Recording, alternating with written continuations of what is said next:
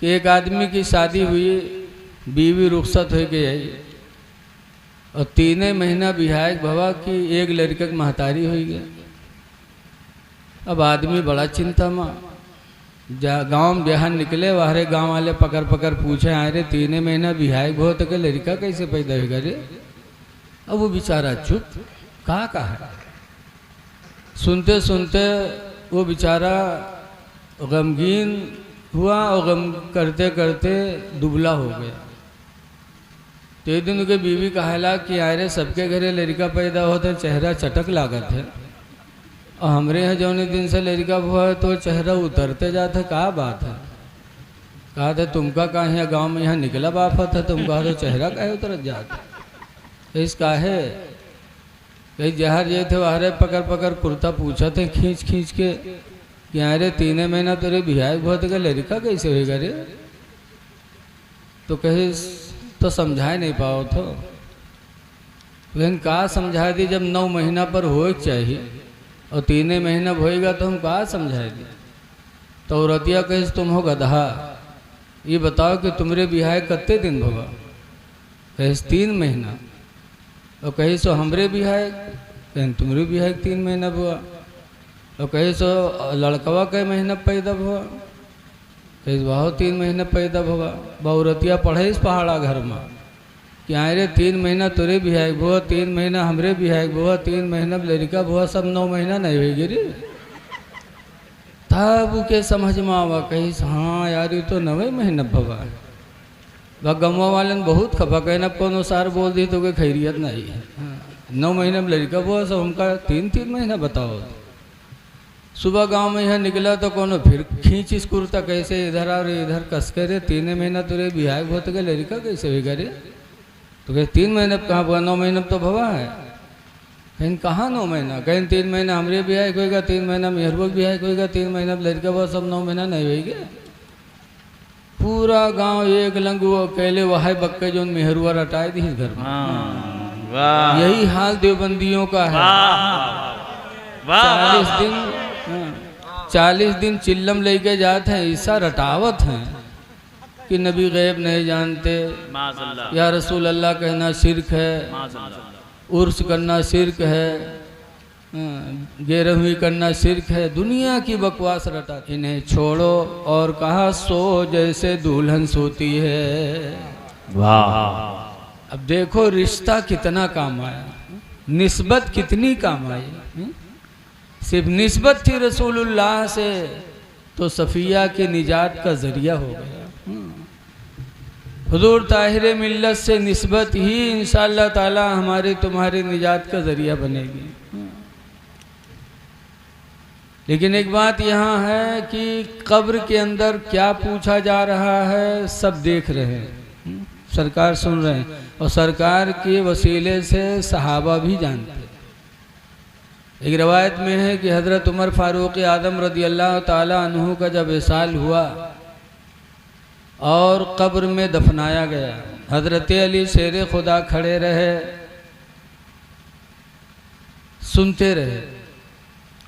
जब मुनकर नकीर अपनी डरावनी सूरत में हज़रत उमर के कब्र में तशरीफ़ लाए तो हज़रत उमर ने फरमाया, मुनकर नकीर इतनी डरावनी सूरत में तुम मेरे पास आए हो और रसूलुल्लाह की उम्मत की कब्र में भी इसी तरह जाओगे, तो जितना डरवाना हो मुझे डरवा लो, लेकिन रसूलुल्लाह की उम्मत की कब्र में इस तरह न जाना कि मेरे नबी की उम्मत डर जाए।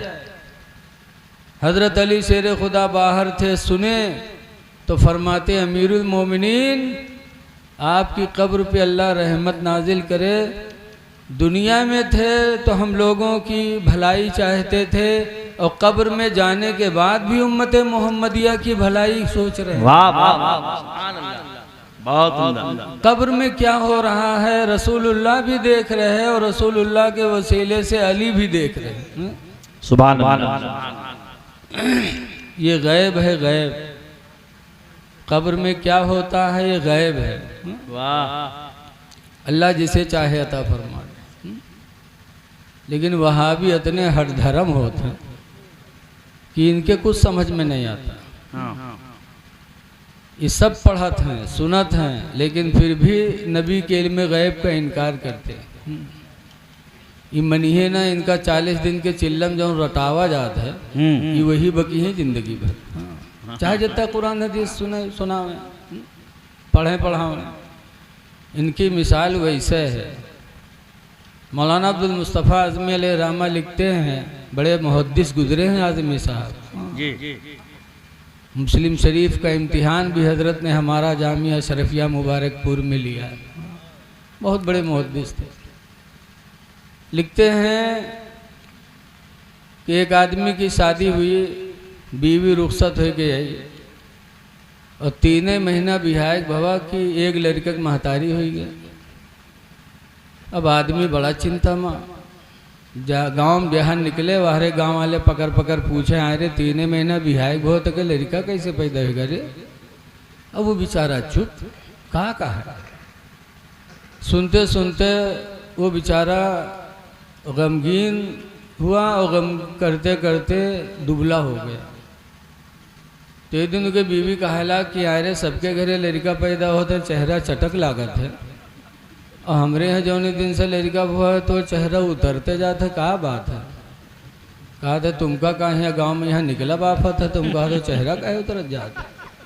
इस काहे कहीं जहर ये थे वहारे पकड़ पकड़ कुर्ता पूछा थे खींच खींच के कि अरे 3 महीना तेरे बिहार बहुत का लड़का कैसे होगा रे। तो कहे तो समझा नहीं पाओ तो, लेकिन कहा समझा दी जब 9 महीना पर हो चाहिए और 3 महीना होएगा तो हम कहा समझा दी। तो औरतिया कहे तुम हो गधा, ये बताओ कि तुम्हारे बिहार कितने दिन होगा। कहे 3 महीना। और कहे सो हमरे बिहार, कहें तुम्हारे बिहार 3 महीना हुआ। और कहे सो लड़कवा के महीना पैदा हुआ, कहे वाह 3 महीना पैदा हुआ। बहुरतिया पढ़े इस पहाड़ा घर में कि आए रे 3 महीना तुरे बिहार हुआ, 3 महीना हमरे बिहार हुआ, 3 महीना लड़का हुआ, सब 9 महीना नहीं होगी रे। तब के समझ में आवा, कही हाँ यार ये तो 9 महीना भवा। वह गमवा वाले ने बहुत खपा, कहना को अनुसार बोल दी तो कोई खैरियत नहीं है। 9 महीने में लड़का हुआ, सब हमका 3 महीना बताओ। सुबह गांव में यहाँ निकला तो कोनो फिर खींच इस कुर्ता कैसे इधर और इधर कस के रे 3 महीना तुरे बिहार हो तो लड़का कैसे होगा रे। तो कहे 3 महीने कहाँ हुआ, 9 महीने तो भवा है।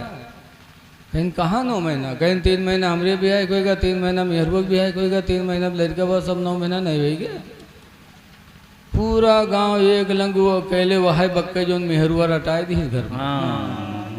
यही हाल देवबंदियों का है। 40 दिन चिल्लम लेके जाते हैं, ऐसा रटावत हैं कि नबी गैब नहीं जानते।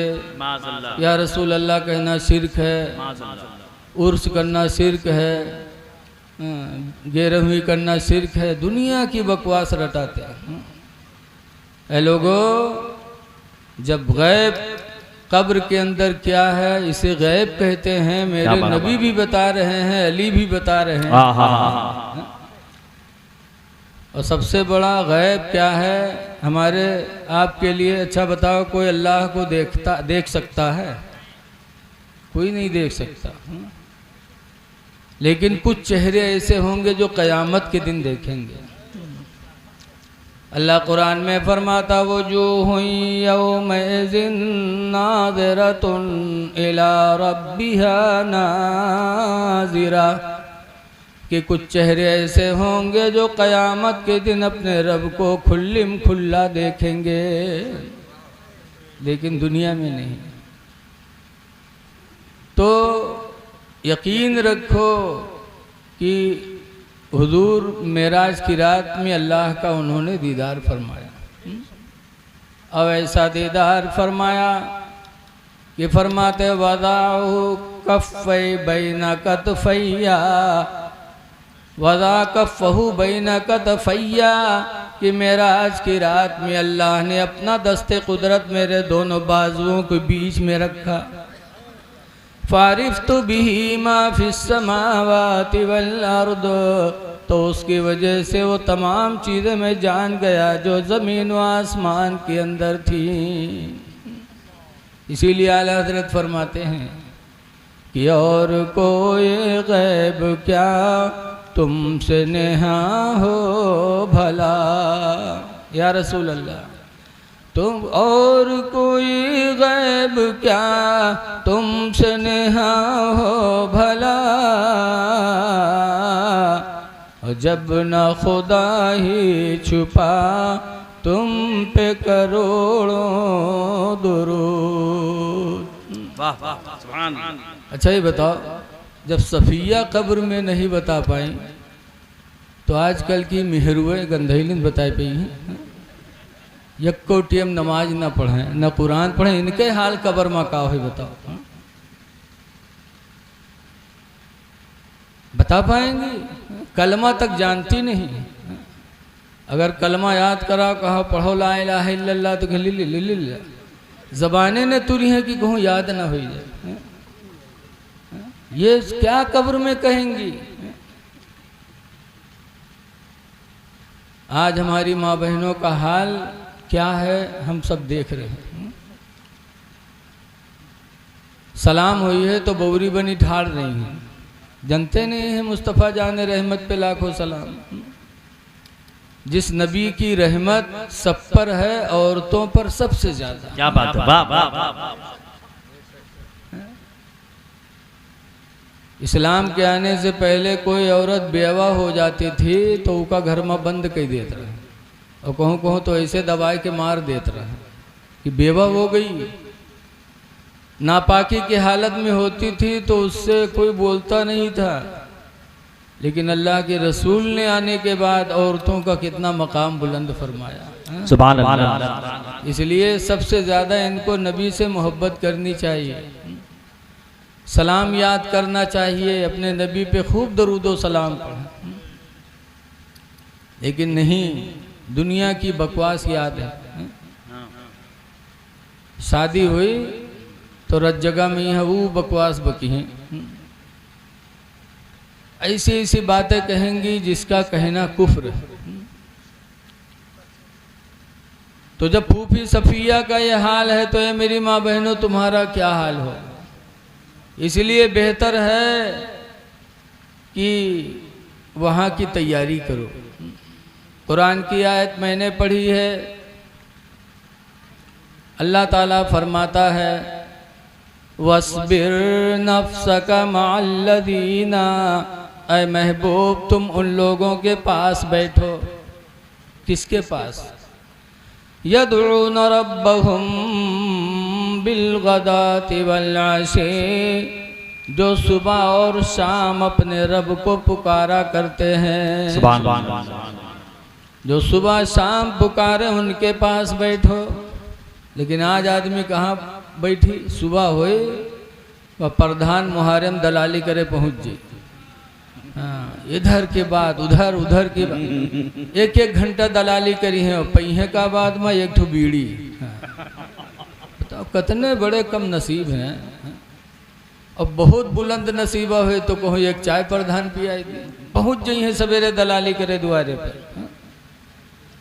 ऐ लोगों कहाँ बैठो? अल्लाह कुरान में फरमाता उनके पास बैठो जो सुबह व शाम अपने रब को पुकारा करते हैं।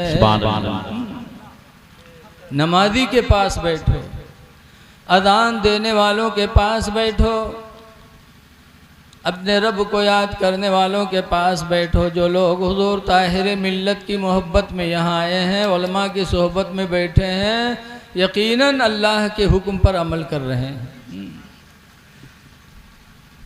हुजूर ताहिर मिल्लत के घराने को, उनके औलादों को अल्लाह ने वो शरफ अता फरमाया है कि माशा अल्लाह बादशाह है, बादशाह। बेशक बेशक। उंगली का इशारा सिर्फ होता है तो क्या से क्या हो जाता है। क्यों न हो उस रसूल की आल में से हैं जिस रसूल ने उंगली का इशारा किया तो चांद दो टुकड़े हो गया, जिस रसूल ने इशारा किया तो डूबा हुआ सूरज पलट आया। उन्हीं की नस्ल में से हैं, उंगली का इशारा करते तो जिन्नात भी भाग रहा है, सांप भी भाग रहे हैं, दुनिया की बलाएं भी टल रही हैं। वाह वाह वाह। अल्लाह ताला ऐसे लोगों की सोहबत अल्लाह हम सबको नसीब करे। आमीन। देखिए, अल्लाह वालों की तारीम करने से इंसान की बख्शिश का सरमाया होता है। हज़रत इमाम अहमद बिन हम्बल एक दिन दरियाए दजला के किनारे गए वज़ू बनाने के लिए, और एक आदमी दरिया के करार पे बैठा था। करार ऊंची होती है। इमाम अहमद बिन हम्बल गए नीचे वज़ू बनाने लगे दरियाए दजला से। उस नौजवान की निगाह पड़ी तो कहा, रे वक्त के इमाम नीचे बैठकर वज़ू बना रहे हैं और हम उनसे ऊंचे बैठे हैं। तो वो नीचे उतर गया अपने दिल में सोचकर। रवायतों में लिखा है कि जब उसका इंतकाल हुआ और उसके घर के लोग उसके ख्वाब में उसको पाए, पूछा क्या हाल हुआ? कहा, इमाम अहमद बिन हम्बल की ताज़ीम की बरकत से मेरी निजात हो गई। सुभान अल्लाह। जिंदगी में अमल कुछ नहीं थे, वक्त के इमाम की मैंने ताज़ीम की एक दिन, तो अल्लाह ने उसी ताज़ीम को मेरे बख्शिश का सरमाया बना दिया। क्या बात है। सुभान अल्लाह। लोगों, अल्लाह वालों की ताज़ीम करो, इंशाअल्लाह हमारा तुम्हारा बेड़ा पार हो जाएगा इंशाअल्लाह। लेकिन आज लोग अल्लाह वालों जो सुबह शाम रब को याद करते हैं, उनसे जलन भी बहुत रखते हैं। इमाम आज़म अबू हनीफा रदी अल्लाह अन्हु बहुत बड़े इमाम हैं। उनके ज़माने में 2 सगी बहनों की शादी 2 सगे भाइयों से हुई, और उसके बाद दुल्हन रुखसत होकर के आई, और वह जान नहीं पैन बड़कई छोटकवा के कमरे में पहुंच गए, वो छोटकवा बड़कई के कमरे में पहुंच गए। अभी दोनों को आ जाने की कोकी माँ है, पहुंच गए और रात भर गुजारी, सोहबत भी किया। बड़े ने छोटे की बीवी से सोहबत किया, छोटे ने बड़े की बीवी से सोहबत किया।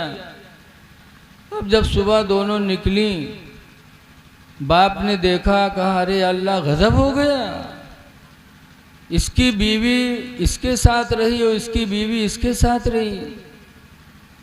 तो कूफा के एक इमाम से मसला पूछा गया, तो उन्होंने कहा ये वती भी शुभा है, यानी वती भी शुभा, शुभा में शक में वती हो गई, इसकी उससे उसकी इससे, लिहाजा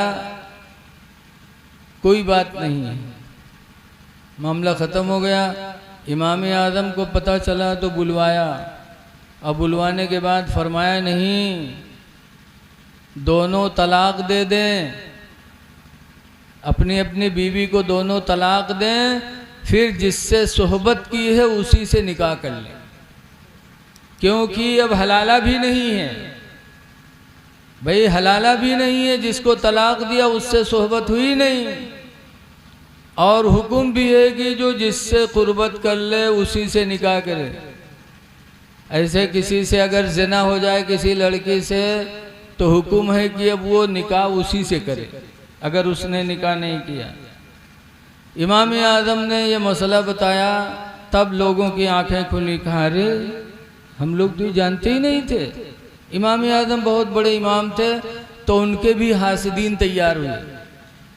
आज भी जो बड़े बड़े मौलाना हैं, इल्म वाले हैं, उनके भी दुश्मन बहुत घूम रहे हैं, होटल पे बुराई। तो हासिद लोग तैयार हुए, तो एक औरत को तैयार किया, कहा ऐसा है, सुनो, तुम अपने शौहर को इमाम के पास भेजो और उनको कहो कि मेरी बीवी की तबीयत ख़राब है, चलो ज़रा फूंक छोड़ दो। और जब इमाम आज़म फूंक छोड़ने घर में आए, वह दरवाज़ा बंद कर लो और चिल्ला दो कि इमाम आज़म मुझसे ज़िना कर रहे हैं, मुझसे ज़िना कर रहे हैं, तुमको हम लोग पैसा देंगे।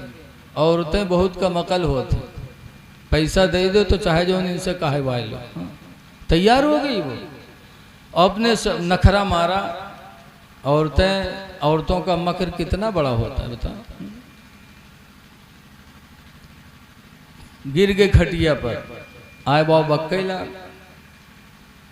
क्या हुआ, ये तकलीफ हो तकलीफ, चलो डॉक्टर, कुछ नहीं, इमाम आज़म को बुलाओ, फूंक छोड़ेंगे, मैं ठीक हो जाऊंगा। गया बेचारा वो मर्द गवाह, इमाम आज़म को बुला के लेके आया। और जैसे इमाम आदम घर में गए वो औरतिया दरवाज़ा बंद करके चिल्लाने लगी कि इमाम आदम मुझे छेड़ रहे हैं, मुझसे ज़बरदस्ती ज़िना कर रहे हैं। अब दरवाज़ा खोला गया तो दोनों बाहर निकले, इमाम आदम और वो औरत भी निकली। हासिदीन सब इंतज़ार ही में तो सब जमा हो गए और पकड़ कर लेके गए कूफा के कादी के पास। कादी ने जब सुना, शाम हो गई थी, कहा दोनों को जेल में बंद करो, सुबह फैसला करेंगे। इमाम आदम को भी जेल भेज दिया, औरत को भी भेज दिया। लेकिन इमाम आदम जब जेल में गए तो अल्हम्दुलिल्लाह पूरी रात इमाम आदम ने इबादत में गुजारी। नहीं रो में चिल्लावे, ही हम फ़ोन करें आओ बचाए ले। इमाम आदम पूरी रात नफल नमाज पढ़ते रहे, खुदा से दुआ मांगते रहे। वो औरत ने जब इमाम आदम की इबादत देखी तो उसके दिल पर असर पड़ा। वाह वाह वाह वाह। और उसका दिल मलामत करने लगा कि वक्त के इतने बड़े इमाम, इतने बड़े जाहिद को मैंने बदनाम कर दिया, मेरा अब कहाँ ठिकाना रहेगा। न दुनिया में ठिकाना, लोग मुझे बेइज्जत की निगाहों से देखेंगे और क़यामत में और हश्र में भी मैं बेइज्जत होंगी। इतने बड़े इमाम और इतने बड़े इबादत गुजार को मैंने बदनाम कर दिया।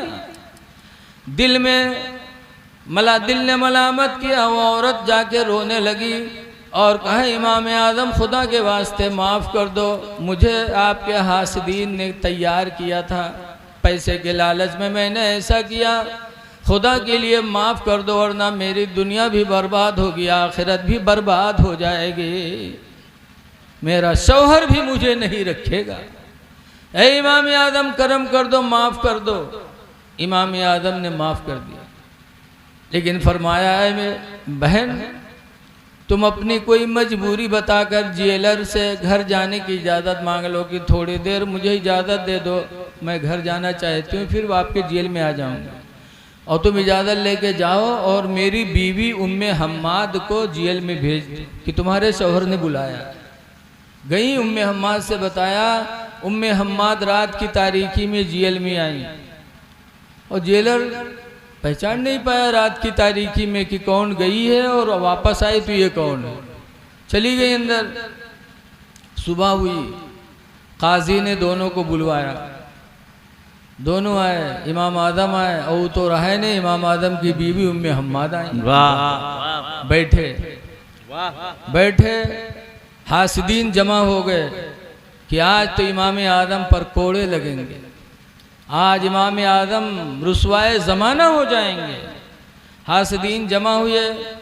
जब दोनों को बुलाया गया तो कादी ने कहा कि ये गैर महरम है, इसको तुमने क्यों छेड़ा?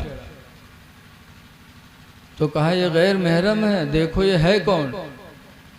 जब चेहरा खुलवाया गया तो इमाम आदम फरमाते हैं ये मेरी बीवी है, उम्मे हम्माद है। कहा मेरी बीवी है? कहा न मानो तो इनके बाप को बुलाओ। इमाम आदम के ससुर आए। कादी ने पूछा है कौन है? कहा मेरी लड़की है जिसको मैंने इमाम आदम के निकाह में दिया है। इमाम आदम मेरे दामाद हैं। और बीवी? काजी ने कहा अरे जब बीवी है तो फिर क्यों ऐसा हुआ? हासिदीन को पकड़वाया और पकड़वाने के बाद इतने कोड़े पड़े उन पर, वाह वाह वाह, कि दुनिया भी गई आखिरत भी गई। ए लोगों, जब इंसान सही रास्ते पे होता है तो अल्लाह ताला अपने बंदों की मदद फरमाता है। बेशक, सुभान अल्लाह, सुभान अल्लाह। और दूसरी बात ये भी मालूम हुई कि इंसान जब इबादत का सहारा लेता है तो इबादत की वजह से अल्लाह उसके लिए असबाब पैदा कर देता है। आज मुसीबतें आती हैं तो हम नमाज नहीं पढ़ते कि नमाज पढ़ करके खुदा से दुआएं मांग लें। ऐ लोगों, सोहबत अच्छी इख्तियार करो तो इंशाअल्लाह दुनिया भी बनेगी, आखिरत भी बनेगी। बैठो अल्लाह वालों के साथ। लेकिन आज हालात बहुत अजीब हैं। अल्लाह ताला हम पर आप पर रहम फरमाए, आमीन आमीन। देखो आज हुजूर ताहिर मिल्लत के जलसे में आए हो तो उनकी निस्बत से कुछ बातें सुन लो, हो सकता अल्लाह ताला मग़फ़िरत का ज़रिया बना दे। आपस में किस तरह रहो। हदीस पाक में अन अबी हुरैरा क़ाला क़ाला रसूलुल्लाह सल्लल्लाहु अलैहि वसल्लम, हज़रत अबू हुरैरा से रवायत है, फरमाते अल्लाह के रसूल ने इरशाद फरमाया, ला तजस्ससु, किसी को ऐब, किसी के अंदर ऐब तलाश न करो, वला तहासो, और किसी को ऐब लगाओ ना, वला तहासदो, और किसी से हसद न करो, वला तबागुदो, और आपस में बुग़्ज़ न करो, वकूनू इबादल्लाहि इख़वाना, और अल्लाह के बंदो आपस में भाई भाई बन जाओ। भाई भाई बन के रहो, किसी से हसद न करो, किसी के अंदर ऐब तलाश न करो। ऐब तलाश करके कहीं बयान न करो, इधर की उधर न लगाओ। कुरान करीम में अल्लाह फरमाता है, वैलुल लिकुल्लि हुमज़तिन लुमज़ा, हिलाकत है, बर्बादी है उस इंसान के लिए जिसने लगाई बुझाई का काम किया। लगाई बुझाई न करो। और ये लगाई बुझाई करता कौन है? कुरान कहता अल्लज़ी जमा मालन वअद्ददा, ये लगाई बुझाई करने वाला वही बदनसीब है जिसने माल को गिन गिन के जमा कर लिया। मालदार हो गया तो अब लोगों को बांट रहा है, इधर की उधर करा कर के लोगों में फूट पैदा करवा रहा है, ताकि जब लोग फूटे रहेंगे तो हमारा दरवाज़ा चमकता रहेगा, लोग हमारे पास आते जाते रहेंगे। अल्लाह फरमाता है सबु अन्नमा लहू अखलदा, क्या वो समझता है कि उसका माल हमेशा रहेगा? माल उसको बाकी रखेगा, उसको मौत नहीं आएगी। अल्लाह फरमाता कल्ला लयुंबज़न्न फिल हुतमा, हाँ हाँ ज़रूर वो जहन्नम के अंदर फेंका जाएगा। इसलिए आपस में बाइत्तेफाक रहो, किसी की बुराई न करो, किसी की गीबत न करो। अल्लाह के बंदे हो तो आपस में भाई भाई बन जाओ। आज भाई भाई का दुश्मन, भाई भाई का माल हड़प कर रहा है। देखा जाता है कि अगर 5 भाई हैं, बड़कवा मालिक हो गवा तो कोई मेहरुआ तीसरे चौथे महीने जई नैहर अहुआ से चांद टीकी बनवा गए सोने के। घरे पूछिए को दिया रहा है, कहीं हमारा मद ही ने बनवाए। पैसा घर का, मर्द मालिक है, फिर गई तो हार बनवा गए। पूछिए भाभी यूँ कहाँ रहा है, कहीं अम्मा हमार बनवाए दी। शादी से पहले नहीं दे पे मर्दवा मालिक हो गवा तो अब महतारी सोने के जेवर बनवाए दे लगे। ऐ मेरे भाइयों, अपने भाइयों का माल हड़प न करो, इसलिए कि ये रोज़ी जब तक साफ नहीं होगी कोई भी इबादत बारगाह मौला में कबूल नहीं होगी। हजरत एक सहाबी हैं जिनका नाम है अबू दुजाना, रसूलुल्लाह सल्लल्लाहु अलैहि वसल्लम के पीछे मस्जिद नबवी में नमाज पढ़ते थे और फजर में सबसे पहले निकलते थे। एक दिन लोगों ने शिकायत की, या रसूल अल्लाह अबू दुजाना सबसे पहले जाते हैं, फजर में बहुत जल्दी करते हैं। सरकार ने अबू दुजाना को बुलाया, कहा अबू दुजाना फजर में बहुत जल्दी भागते हो। कहा अल्लाह के रसूल क्या करूं, मेरे पड़ोस में एक यहूदी है, मेरा आंगन उसका आंगन एक है, पर्दे की दीवार है और उसके आंगन में खजूर का पेड़ लगा है। इस वक्त खजूरों का मौसम है, पकी पकी खजूरें गिरती हैं मेरे आंगन में, इसलिए फजर में मैं जल्दी जाता हूँ कि कहीं मेरा कोई बच्चा बेदार हो करके मेरे यहूदी पड़ोसी की खजूर उठा के खा न ले। अल्लाह, मैं जा कर के खजूरों को जमा करके उसके घर में दे के आता हूँ, फिर मेरे बच्चे बेदार होते हैं। ये सहाबा का मिजाज था कि कोई एक खजूर मेरा बच्चा दूसरे की न खाए। तो उनके दिलों में खुदा का डर होता था। अब आज आम के मौसम आवत है, लड़का अगर सवेरे बोरिया भर आम लेके आई तो बपुआ यूँ न पूछी कि अरे हमरे बगियो नहीं है, बिरवो नहीं, बोरिया भर आम लाए कहाँ से रे, न पूछी है, बल्कि खई है तो के मोहल्लम घूम घूम मुँह फैला के हमारे लड़के आज बोरिया भर लावा रहा है। अरे बेगैरत तो कम से कम ये सोचो कि हमारे यहाँ पेड़ नहीं था, आम आया कहाँ से, इसका मतलब किसी दूसरे का है जो हमारे लिए जायज़ नहीं है। रसूलुल्लाह सल्लल्लाहु अलैहि वसल्लम के घर में सदका की खजूरें जमा थी, ढेर लगी थी। हजरत इमाम हसन पहुँचे, छोटे थे, और उसमें से एक खजूर उठा के मुंह में रख लिया। अल्लाह के रसूल ने देखा तो फरमाया, हसन उल्टी कर, ये सदका की खजूरें हैं जो तुम्हारे लिए जायज़ नहीं है। सरकार ने इमाम हसन से उल्टी करवा दिया। ये रिस्क का मामला है दीन के अंदर। ऐ लोगो, हलाल रोज़ी खाओ, किसी का माल हड़प न करो, तो इंशाअल्लाह ताला दिल में खौफ खुदा पैदा होगा, नूर ईमान पैदा होगा, फिर इंशाअल्लाह मस्जिदों में अजान होगी तो हमें जाने का जज्बा होगा। आज अजान होती है, हमसे कोई मतलब नहीं, लेकिन ज़रा फ़तेह मक्का का दिन सोचो कि सरकार ने मक्का फ़तह फरमाया, और फ़तेह मक्का के दिन सरकार ने हजरत बिलाल से फरमाया, बिलाल काबे की छत पे चढ़ के अजान पढ़ो। कुफ्फार ने दरवाजे अपने अपने बंद कर लिए, घरों में घुस गए डर की वजह से कि आज मोहम्मद ने फतह कर लिया। लेकिन जब हजरत बिलाल काबे की छत पे चढ़ के अजान पुकारी, अल्लाहु अकबर अल्लाहु अकबर, जैसे ये आवाज़ कुफ्फार के घरों में पहुँचे तो कुफ्फारों की दिल की दुनिया बदल गई। अल्लाहु अकबर कि सबसे बड़ा अल्लाह है, जब सबसे बड़ा अल्लाह है तो हम बुतों के सामने क्यों सर झुकाएं, उस खुदा के सामने क्यों न झुकाएं जो सबसे बड़ा है। कुफ्फार ने अपने अपने घर के दरवाजे खोले और कलमा पढ़ करके उन्होंने इस्लाम को कबूल कर लिया।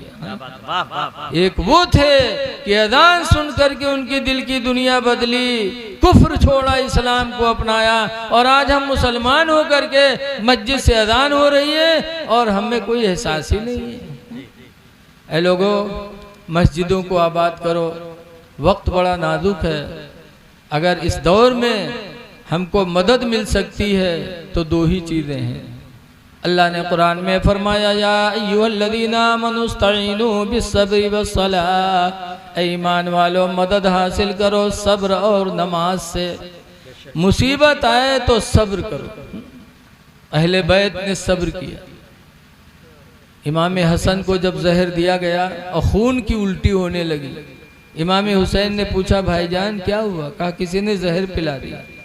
कहा किसने पिलाया? आप उसका नाम बताइए। कहा नाम पूछ के क्या करोगे? कहा मैं बदला लूंगा आपका। इमाम हसन फरमाते, हुसैन मैंने अपना सारा मामला खुदा के हवाले कर दिया है, तुमसे बेहतरीन बदला लेने वाला मेरा परवरदिगार है। तो अहले बैत से हमें सब्र की भी तलकीन मिलती है और बुजुर्गों से हमें इबादत की भी तलकीन होती है कि जब कोई मुसीबत आए तो हम सब्र को न छोड़ें और नमाजों का दामन पकड़े रहें। इंशाअल्लाह इन दो चीज़ों से अल्लाह हमारी तुम्हारी मुसीबतों को दूर करेगा। भाई भाई होता है। अल्लाह ताला ने हज़रत मूसा अलैहिस्सलाम को फ़िरौन के दौर में पैदा किया। फ़िरौन ने खुदाई का दावा किया तो मूसा अलैहिस्सलाम उससे मुकाबला करते, लेकिन दिल में सोच पैदा होती वक्त का शहंशाह है, बादशाह है। तो अल्लाह ताला ने मूसा अलैहिस्सलाम का एक भाई पैदा किया जिनका नाम है हज़रत हारून अलैहिस्सलाम। जब मूसा अलैहिस्सलाम के भाई हारून पैदा हुए और बड़े हुए तो अल्लाह ताला ने फरमाया, मूसा अब डरो नहीं, सनशुद्दु अदुदक बिअखीका, ऐ मूसा हमने तुम्हारे बाजुओं को तुम्हारा भाई पैदा करके मजबूत बना दिया। भाई पैदा हो गए, अब डरने की बात नहीं है। जाओ मेरी वहदानियत की तालीम फ़िरौन के दरबार में पेश करो। पता चला कि भाई को भाई से ताकत होती है। इसलिए लोगों अपने भाइयों के साथ रहम करो। भाई के साथ अच्छा सलूक करो। जिसके 4 भाई होते हैं गांव में उसका एक मकाम होता है। अकेले कोई होता है तो बात बात पे लोग उसको झपड़िया देते हैं कि का मारो ही के आगे पीछे है, कोई कोई बोले वाला है।